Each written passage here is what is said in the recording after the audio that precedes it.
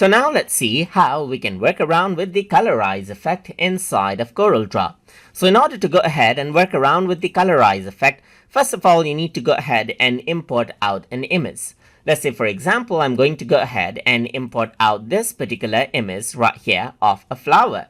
So now in order to go ahead and colorize it, you need to go around onto the effects menu right here, and then you need to go around over here onto camera, and you can see that colorize is an option. So once you go around onto colorize, it seems to have been turned black and white. But what I can do is increase out the saturation right here just like this, and you can actually see that you get a tint of red. That is because the hue slider right here is in the red section right now.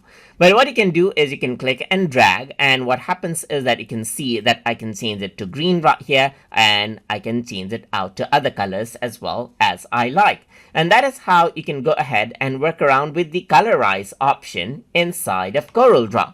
So I hope you guys learned something as always.